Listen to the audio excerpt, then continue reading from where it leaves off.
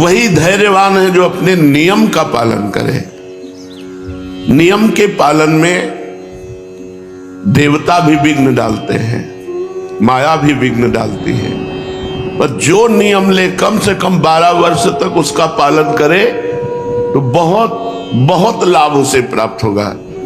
आज किसी की आध्यात्मिक विशेष उन्नति इसीलिए नहीं दिखाई देती, नियम की पूर्ति की तरफ किसी का चिंतन नहीं है।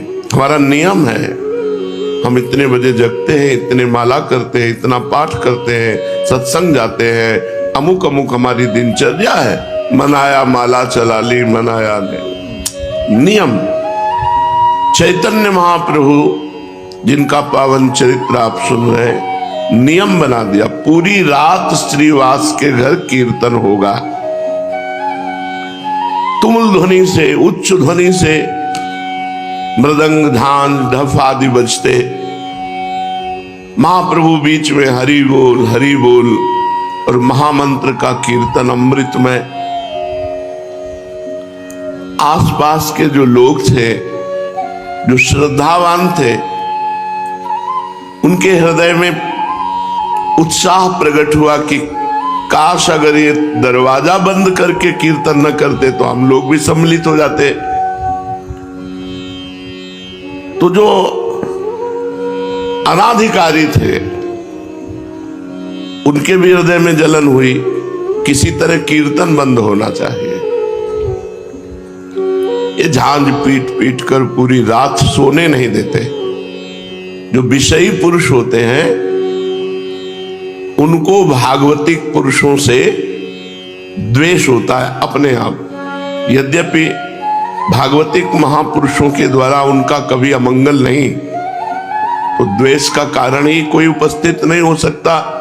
भक्तों के जीवन में ऐसे कोई आचरण नहीं होते कि किसी व्यक्ति की जलन का कारण बने। पर जो विषयी होते हैं, पापात्मा होते हैं, उनका स्वाभाविक भक्तों से द्वेष होता है। ये प्रकृति है, ये स्वभाव है। महाप्रभु को भी नहीं बख्शा। जो आसपास के लोग द्वेष करने वाले थे, अनाधिकारी थे, उनके हृदय में भारी जलन पैदा हुई। किसी तरह कीर्तन बंद होना चाहिए। ये नहीं सोचा कि हम कीर्तन नहीं करते तो हमारा परम सौभाग्य ये तो है कि हमारे कानों में नाम कीर्तन पड़ रहा है भगवान का। जो गति कीर्तन करने वालों की होती है, वही गति कीर्तन सुनने वालों की होती है। जो कथन का फल है वही श्रवण का फल है। जो भावुक लोग थे उनके हृदय में संकीर्तन को देखने की उत्सुकता उत्पन्न हुई। ये नियम बहुत दोनों को अखरने लगा। जो अनाधिकारी द्वेष भाव रखने वाले थे उनके हृदय में तो अखरने लगा कि पूरी रात ढोल पीटते हैं, जान पीटते हैं, नींद नहीं आती। जो अधिकारी भावुक जन थे उनको कि बस चयन किए हुए भक्त जनों को अंदर कर लिया और दरवाजा बंद कर लिया। ये क्या है? अरे खुला कीर्तन करो जिससे हम भी आनंदित हो। दोनों भाव वालों को झुंझलाहट पैदा हो गई। श्रद्धावान अपनी झुंझलाहट को रोककर धैर्य पूर्वक कि कभी तो ऐसा अवसर आएगा कि कीर्तन घर के बाहर होगा तो हम भी आनंद ले लेंगे, वो प्रतीक्षा करने लगे। नम्रता पूर्वक भगवान से प्रार्थना करने लगे कि कभी हमें भी कीर्तन में सम्मिलित होने का अवसर मिले। जो नियम पालन करते हैं उनमें एक विशेष सामर्थ्य प्रकट हो जाती है। उत्तरोत्तर अध्यात्म की उन्नति होती है और वो प्रभु के चरणारविंद तक पहुंच जाते हैं, नियम पालन करने वाला। किंतु जो नियम का पालन नहीं कर पाते हैं तो उनको काम क्रोध आदि परास्त कर देते हैं। बहुत पॉइंट की बात है। जो नियम निष्ठ नहीं होते उन्हें काम क्रोध आदि परास्त कर देते हैं। अपनी दिनचर्या की फिर मौज मस्ती, तो इन्हें काम क्रोध आदि इनको परास्त कर देंगे। ये सब मरे हुए हैं। जिनके मन में भागवतिक उत्साह नहीं, भजन का उत्साह नहीं, भगवत चर्चा सुनने की अंदर तृष्णा नहीं, वो मरा हुआ जीवन है। जिन हरि भगति हृदय नहीं आनी, जीवित सौ समान ते प्राणी। वो मुर्दे के समान है जिसके हृदय में भगवान की भक्ति नहीं। जो संकीर्तन को विघ्न रूप समझ रहे थे, यार रात भर ऐसा होता है, जहां भागवतिक नियम होता है वहां द्वेष पैदा हो जाता है। उन लोगों के हृदय में जो विषय होते हैं, द्वेष स्वाभाविक प्रकट हो जाता है, ये प्रकृति है। बहुत से शत्रु भाव रखने लगे महाप्रभु के प्रति। ये कीर्तन बंद होना चाहिए। वैष्णवों को देखते ही रुद्र दृष्टि से, जहां शाम हुई, ढोल मंजीर आदि लेकर वैष्णव जन एकत्रित होने लगे श्रीवास के घर में, तो जो विद्वेषी थे उनके हृदय में जलन पैदा हुई कि किसी तरह कीर्तन बंद होना चाहिए। अब ऐसे लोग संकीर्तन का विरुद्ध प्रचार करने लगे, और भगवान की इस प्रकृति में सबको सपोर्ट मिलता है, सबको। देखो, देश रक्षा के लिए प्राण समर्पित करने वाले राष्ट्र सैनिक बनने का उत्साह रखते हैं, तो आतंकवाद में भी प्राण समर्पित करने वाले हैं, उनकी भी फौज है। ये प्रकृति ऐसी है कि सबका सपोर्ट कर देती है। अब वो लोग शुरू हुए कि अरे पूरी रात भर न जाने क्या क्या होता है श्रीवास के घर में। शाम से भक्तजन ही अंदर जाते थे और वहां प्रचार प्रसार होने लगा, क्या क्या होता है, विरुद्ध प्रचार। संकीर्तन को बंद कराने के लिए बुरे बुरे भाव प्रकाशित किए गए। सब कुछ होता है वहां, बुरे बुरे भाव प्रकाशित हुए। नियम, प्राण चाहे चला जाए, तभी कहा अद्यैव वा मरणमस्तु युगांतरे वा, आज मरूं या हजारों वर्ष बाद मरूं, इसकी कोई परवाह नहीं, नियम नहीं टूटने वाला। अब वो बुरे बुरे प्रचार प्रसार करने लगे। जो दुष्ट स्वभाव के लोग होते हैं उनको दुष्टता करने में मजा आता है। दूसरे की बुराई करने वाले को अगला जन्म चमगादड़ का मिलता है, उल्टा टंगा रहता है। पर उनको बुराई करने में ऐसा लगता है जैसे राष्ट्रपति पद मिल रहा हो, चार लोग सुनने वाले हो और उनको बुराई करने का अवसर मिले तो इतने खुश होते हैं मानो नृपति बन गए हो। वो दुष्ट स्वभाव के लोग, कीर्तन बंद होना चाहिए। एक पार्टी तैयार हो गई दुष्टों की, बताया ना, सपोर्ट सबका प्रकृति कर देती है। अभी आप कोई विरुद्ध भाव प्रकाशित कीजिए तो आपको सैकड़ों मिल जाएंगे सपोर्ट करने वाले, और सद्भाव प्रकाशित करो तो उसके भी है। प्रकृति सबको सपोर्ट कर देती है। और ये पता नहीं कि भगवान के भक्तों का विरोध करने से उनकी भक्ति में और प्रकाश होता है और रंग आता है। दुष्टों को पता नहीं होता, दुष्टों को लगता है मैं विरोध करूंगा तो इनका अपयश होगा, इनकी हानि होगी। तो कई बार सत्संग में बताया है कि दुष्ट रूपी डंडा के ऊपर भक्त रूपी झंडा फहराता है। अगर मीरा जी के देवर ने प्रतिकूलता न प्रकट की होती तो मीरा जी की महान भक्ति का हम लोग अनुभव न कर पाते। अगर प्रहलाद जी के पिता हिरण्यकश्यप ने विरोध प्रकट न किया होता तो प्रहलाद जी की भक्ति का प्रकाश हम लोग नहीं समझ पाते। संकीर्तन के विरुद्ध प्रचार होने लगा। संकीर्तन बंद होना चाहिए, यहां बुरे बुरे काम होते हैं, ऐसा प्रचार होने लगा। कोई जड़मूल नहीं है, प्रचार शुरू। दुष्ट स्वभाव के नरकगामी अधोगति को प्राप्त होने वाले लोगों की पार्टी बन गई। ये अपने आचरण और भाव के द्वारा ही अपना सर्वनाश कर लेते हैं। भक्तों का विरोध करने का मतलब है पहाड़ में अपनी खोपड़ी फोड़ना। पहाड़ का कुछ नहीं बिगड़ता, तुम्हारा ही माथा चकनाचूर हो जाएगा। भक्त भगवान के भरोसे होता है। अरे जमाने जोर लगा ले, कितना जोर लगाएगा, भक्त और भगवान का झंडा कभी न झुकने पाएगा।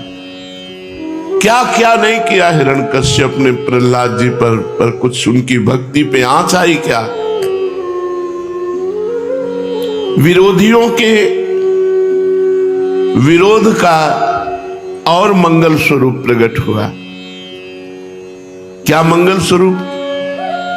महाप्रभु को जोश आ गया। भक्तों को भयभीत देख करके महाप्रभु के हृदय में विश्वव्यापी संकीर्तन को फैलाने का, नहीं तो हो सकता था कि कई वर्षों चलता रहता दरवाजा बंद करके कीर्तन, लेकिन कीर्तन के विरोध ने कीर्तन को विश्वव्यापी बना दिया। दुष्ट पुरुषों के विरोध से महापुरुषों का बड़ा कार्य हो जाता है। ये दुष्ट जन जो है, विरोधी जन जो है, अभक्त जन जो है, उनके चरणों में प्रणाम है। ये भक्ति को, नियम निष्ठा को प्रकाशित करने वाले हैं। भक्तों को अगर किसी ने प्रकाशित किया तो भक्ति विरोधी आचरण वाले दुष्टों ने प्रकाशित किया। बलिहारी है उन दुष्टों की जिन्होंने ऐसे महान भक्तों को प्रकाशित कर दिया कि हम जान पाए कि इतनी क्षमता के महापुरुष है। भक्तजन और आनंदित होते हैं जब विरोध होता है। देखते हैं श्री जी क्या करते हैं, देखते हैं प्रभु क्या करते हैं। इनका कोई मंगलय विधान है और जब परिणाम निकल के आता है तो परम मंगल विधान। देखो यहां कीर्तन का विरोध, भारी विरोध शुरू हो गया। संकीर्तन विरोधियों ने संकीर्तन की पहले निंदा की, फिर रोकने का उपाय सब मिलकर सोचा कि क्या उपाय हो सकता है कीर्तन बंद हो जाए। संकीर्तन के विरुद्ध निंदा करना और ये उपाय सोचना किस तरह से इन भक्तों को भय प्राप्त हो जाए और ये कीर्तन बंद कर दे। महाप्रभु को इसकी कोई परवाह नहीं। श्री कृष्ण संकीर्तन में सदा संलग्न रहने लगे। सैकड़ों लोग विरोधी हो गए कीर्तन के। रात्रि भर संकीर्तन होता, भक्तगण जोर से हरि बोल की ध्वनि करते। आसपास के लोग दुष्टों के संग में हो गए, क्योंकि नींद नहीं, नींद में दखल पड़ता। भांति भांति से कीर्तन के विरुद्ध भाव फैलाने लगे। कोई कहता ये लोग रात्रि भर ढोल पीटते हैं, चिल्लाते हैं, नींद नहीं आती, सोना हराम कर दिया। कोई कहता है योग तपस्या ज्ञान तो कुछ जानते नहीं है, इकट्ठे हो गए बोल चिल्लाते हैं। चिल्लाना ही ये भक्ति समझते हैं। कोई बीच में कहता जी पूरी हत्या की जड़ तो ये श्रीवास है, ये भीख की रोटी खाता है और रात्रि भर अपने घर में कीर्तन कराता है, पूरा मोहल्ला परेशान है। 10-20 लोग ऐसे बैठ गए, कीर्तन का आनंद नहीं ले रहे, निंदा कर रहे बैठकर, कीर्तन का विरोध की भावना। अब ये प्रचार प्रसार आपस में निंदा स्तुति का होते होते काजी के पास पहुंचा। कुछ लोगों ने काजी से रिपोर्ट की कि श्रीवास के घर रात्रि भर बड़ा उपद्रव होता है, वहां जो नहीं होना चाहिए वो भी होता है, आप इस पर दखल डालिए। अब दुष्टों को तो बड़ा आनंद हुआ। अब ये प्रचार करने लगे कि राजा की तरफ से कीर्तन करने वालों के लिए फौज भेजी गई है और वो आएंगे, कीर्तन करने वालों को बांध कर ले जाएंगे, सजा देंगे, जेल में डाल देंगे और श्रीवास का घर तो तोड़ फोड़ करके गंगा जी में बहा देंगे। कीर्तन करने वालों की अब खैर नहीं, ऐसे पूरे नवद्वीप में खबर फैल गई जब काजी को सूचना मिली। अब आई है नियम की परीक्षा की घड़ी। अब उनमें जो कुछ हल्के भाव वाले थे उन्होंने कहा भाई कृष्ण कृष्ण जपना तो हम जप लेंगे अब, लेकिन राजा के डंडे कौन खाएगा, जेल में कौन बंद होगा। तो श्रीवास जी के घर आना बंद कर दिया। उनमें जो कच्चे दिल वाले थे, भाई हम तो कीर्तन करते, हमारा तो कोई दोष नहीं, हम तो साफ कह देंगे कि हम भाई अब आज से कीर्तन में नहीं जाएंगे। और सही बात है, किवाड़ बंद करके कीर्तन करने की जरूरत क्या है। कुछ कमजोर दिल वाले जो थे वो उधर ही सपोर्ट में हो गए भयवश। ऐसा नहीं होना चाहिए। अच्छा, कुछ लोग होते हैं दो मुंह वाले, इधर भी मौजली उधर भी मौजली। दुष्टों की तरफ दुष्टता का सहयोग कर दिया, साधु की तरफ साधुता का। अरे आप कीर्तन करो, देखेंगे जो होगा। और बहुत अच्छा किया, रात भर कीर्तन करके जो है किसी को चैन नहीं लेने देते दोनों तरफ। तो ऐसे जो कुछ वो तो डर गए। कुछ लोगों ने कहा जब तक फौज ना आवे तब तक कीर्तन चालू रखो, फिर फौज आएगी तो देखा जाएगा। हिम्मती जो भक्तजन थे। कुछ ने कहा कि चलो काजी से जाके कहते हैं कीर्तन में स्त्रियों को भी अंदर ले जाते हैं। मालूम पड़ता है ये लोग शास्त्र विरुद्ध आचरण करने वाले वाम मार्गी। यहां तक ये लोग पता नहीं क्या सोच सकते हैं, कितना सोच सकते हैं विरोधी। और ये एक यहीं की बात नहीं कि कीर्तन में गदाधर भट्ट जी जब कथा कहते तो भगवान में डूब करके ऐसे कथा कहते कि कथा सुनने वाले वैरागी और प्रेमी हो जाते। संसार से वैराग्य और भगवान से अनुराग। तो एक कल्याण सिंह नाम के कथा सुनने आते थे, बड़े धनी मानी थे। तो कथा में यही तो चर्चाएं होती हैं कि भाई ब्रह्मचर्य से रहो, संयम से रहो। ऐसा उन्होंने अपनी पत्नी से बात करना बंद कर दिया, काम संबंधी चेष्टाएं बंद कर दी। अब पत्नी तो कथा सुनने आती नहीं थी। उसने विचार किया कि ये पंडित कथा वाचक ही हमारी जिंदगी में आग लगा दी। अब हमारे पति हमसे बातें नहीं करते। कल्याण सिंह,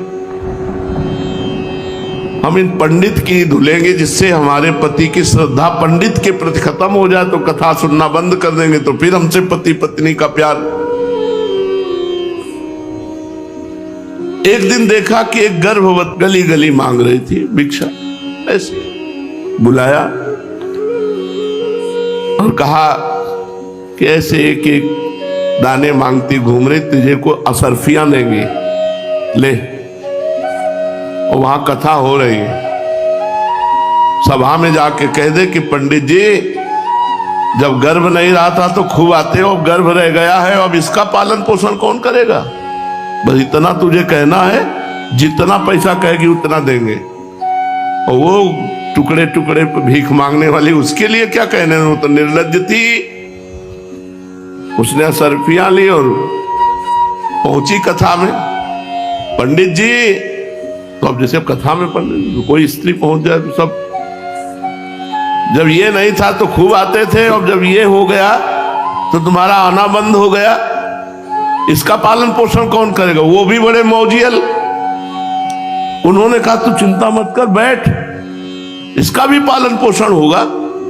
जिसने दिया है वह उसका पालन पोषण भी करेगा। अब तो खुशखुशी होने लगी आपस में।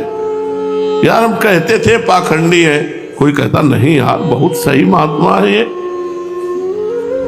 कुछ सदविचार कुछ असद विचार। जो निष्ठावान थे उन्होंने कहा आपने झूठ ऐसा क्यों आरोप किया। और गदाधर भट्ट जी एकदम बिल्कुल समान भाव में, मान अपमान में समान स्थिति रखने वाले महापुरुष। उनमें से एक बहुत समर्पित थे, उन्होंने इशारे से पीछे बुलाया ऐसे। तो कल्याण सिंह जी महाराज वहां कथा में बैठे हुए थे। उनका सच्ची बता, कभी जानती इनको तू? और उसने जब देखा कि कई लोग आ गए मारी डालेंगे तो उसने कहा हम बिल्कुल नहीं जानते, हमको तो पैसा मिला है कहने के लिए। बोले चल, सभा में कहे चल कर, हजारों की श्रद्धा नष्ट हो रही, किसने तुझे पैसा दिया? तो कहा कोई कल्याण सिंह है, उनकी पत्नी ने हमको दिया पैसा की सभा में बोल। जब वो सभा में बुलवाया कल्याण सिंह को समझाया गदाधर भट्ट ने कि वो अपनी काम पीड़ा के कारण ऐसा करे, उसका ना त्याग करो ना उसको दंड दो। तो जो भागवतिक उत्साह होते हैं उनमें माया अपना प्रभाव डालती है। कीर्तन विरोधियों ने यहां तक काजी के पास सूचना पहुंचा दी कि कीर्तन में स्त्रियों को भी ले जाया जाता है, पता नहीं क्या क्या होता है। ऐसा ऊपर से सुनाने के लिए तो जोर जोर से हरे कृष्ण कीर्तन करते हैं, भीतर पता नहीं क्या क्या करते हैं। ऐसा काजी के दिमाग में भर दिया। नवद्वीप के काजी के सामने संकीर्तन की शिकायत, काजी ने सबकी बातें सुनी और कहा आप लोग चिंता मत करें, हम कीर्तन तुरंत बंद करा देते हैं। अब तो शिकायत करने वाले दुष्टों की छाती फूल गई, अपने अपने स्थान पर मुस्कुराते हुए लौट कर आए कि अब फौज आएगी, सबको बंदी बनाएगी, कीर्तन आज से बंद, चैन से सोने को मिलेगा। अब तो बाजार में नवद्वीप के संकीर्तन की अफवाह, कोई सही है कोई गलत है, कोई अब देखो इनको कर्मों का भोग भोगना पड़ेगा, अरे न जाने क्या बड़ा प्रपंच है। संसारी लोग कहते हैं ना कि भाई 100% में कुछ परसेंट तो सही होगा ही। ये दुष्ट लोग 100 में 100% ही पूरा का पूरा ऐसा दिखा देंगे जिसमें 1% सही नहीं है। अब महाप्रभु चैतन्य देव प्रभु के अवतार और भगवान नाम कीर्तन की जय हो रही, वहां कहीं कुछ अमंगल हो रहा, लेकिन इन दुष्टों ने ऐसा काजी को भरा कि कोई कहता अजी ये जोर जोर से हल्ला मचा रहे थे, भगवान नाराज हो गए, इनको दंड मिलेगा। बढ़िया है बढ़िया है, ऐसा लोग कहने लगे। कोई कहता अरे कहो तो अभी विरोध हो गया, नहीं आगे अकाल पड़ जाता। ऐसे ऐसे भी लोग ये पूरी रात जो हल्ला मचाते हैं, भगवान नाराज होकर अकाल पैदा कर देते। ये तो अच्छा हुआ विरोध हो गया। भगवान नाम कीर्तन से, नाम संकीर्तनम यस्य सर्व पाप प्रणाशनम। घट घट व्यापी अंतर्यामी, भगवान सब जानते हैं, तुम लोगों का मुख बंद कर देंगे। जो अच्छे हृदय वाले थे वो कहते भगवान सर्वांतर्यामी, वो सब जानते हैं, तुम लोग जो अफवाह उड़ा रहे हो, तुम लोगों का अच्छी तरह मुख बंद कर देंगे भगवान। उसी समय कोई हृदय की जलन मिटाने के लिए द्वेष बुद्धि से कहता भैया ये 2-4 दिन के अब ढोल नगाड़े हैं, ये सब बंद हो जाएंगे, अब काजी नाराज हो गया है। श्रीवास पंडित ने भी ये सब बातें सुनी। अब उनके मन में भय उत्पन्न हुआ और गौड़ देश का राजा मुसलमानी था, बादशाह, हिंदू धर्म का विरोधी यवन, उनका हो सकता है वो हमारे धर्म को जानता नहीं है और उसका विरोध करके ये सब कर सकता है, राजा है। और हिंदू जनों ने ही जाकर के विरोध भाव शिकायत की, तो जरूर हो सकता है ऐसा। श्रीवास जी के मन में भय सताया। लोगों के मुख से ऐसी बातें सुनकर के प्रायः सब भक्तों के हृदय में डर घुस गया अंदर, क्योंकि यवन हिंदू धर्म विरोधी राजा है और हिंदू जन ही शिकायत कर रहे हैं, तो जरूर कोई न कोई उपद्रव। श्रीवास पंडित जी के पास आकर के सब भक्तजन सलाह करने लगे कि क्या करना चाहिए। कोई कोई तो कहने लगे अजी कुछ दिन के लिए बंद कर दो नाम कीर्तन, जब ये सब शांत हो जाए तब फिर शुरू कर देंगे। कोई कहते भैया अब तो हम तो जय श्री कृष्ण नवद्वीप ही छोड़ रहे हैं कुछ दिनों के लिए, जब सब शांत होगा तो लौट आएंगे। अब हम तो रिश्ते नातेदारों के आ जाएंगे, अब कीर्तन में नहीं आएंगे। उनकी बातें सुनकर श्रीवास पंडित ने कहा भाई अब जो होना होगा सो होगा, भगवान श्री हरि सबका भला करेंगे। हम हम श्री कृष्ण कीर्तन करते कोई गलत काम तो नहीं करते ना। देखा जाएगा, अगर भगवान का नाम कीर्तन करने पर कष्ट आएगा, बंदी बनाए जाएंगे, मारे जाएंगे, तो हम वो सब सहेंगे।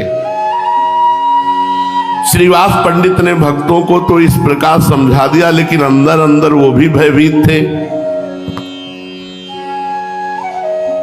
उन्होंने अपने मनोगत भावों को प्रभु के सम्मुख प्रकट नहीं किया।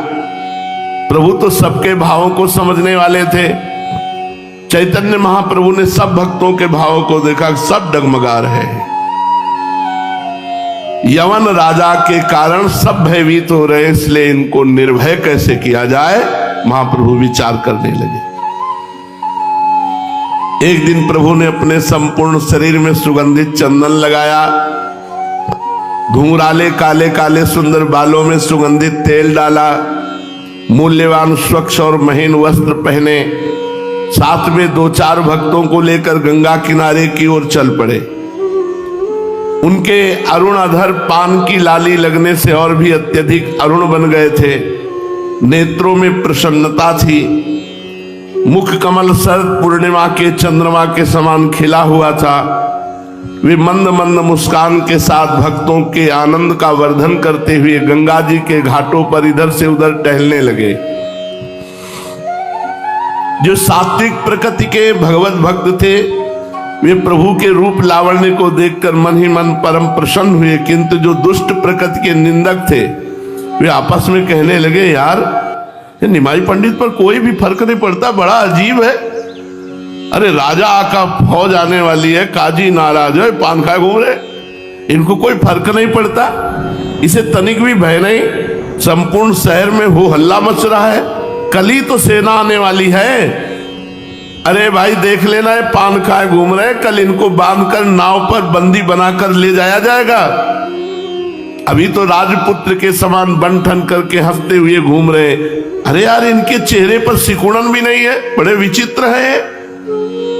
कोई कोई कहता, अजी सब बातें झूठी हैं, कोई फौज वौज नहीं आ रही, कोई नाव वाव नहीं आ रही, कोई सैनिक नहीं आ रहे, ये सब केवल अफवाह उड़ाई गई है।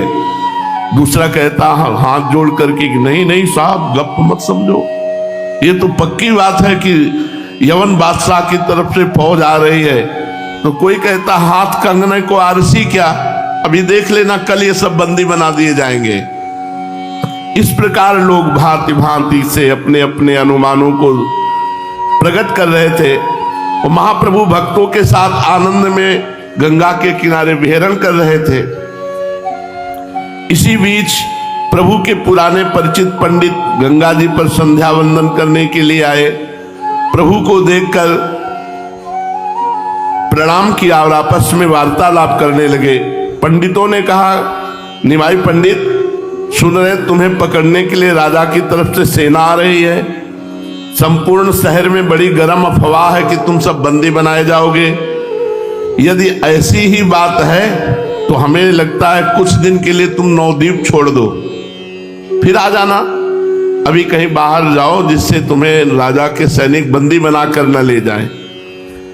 राजा के साथ विरोध करना ठीक नहीं, फिर ऐसे राजा के साथ जो हमारे धर्म को जानता ही नहीं, धर्म विरोधी है, यवन। समस्त पंडितों ने चैतन्य महाप्रभु को ये राय दी कि इस समय तुम्हें छोड़ करके चले जाना चाहिए, आगे जैसा समय आवे फिर देख लेना। प्रभु ने उपेक्षा के साथ कहा, अजी जो होगा सो देखा जाएगा। हम नवद्वीप छोड़कर तो कहीं नहीं जा सकते, और यदि तुम्हारी सलाह सही है तो हम नवद्वीप छोड़कर कहीं जाएं, वो बादशाह कहीं से भी बंदी बनवा लेगा। हम तो गौड़ देश छोड़कर अब जाने वाले नहीं, यहीं रहेंगे। अगर भगवान हमें बंदी बनाना चाहते, दुख देना चाहते, तो हम उसे सहेंगे, कीर्तन बंद नहीं करेंगे, कीर्तन नहीं बंद होगा। और देखो, जब कोई धर्म से चलता है तो उसकी परीक्षा होती है,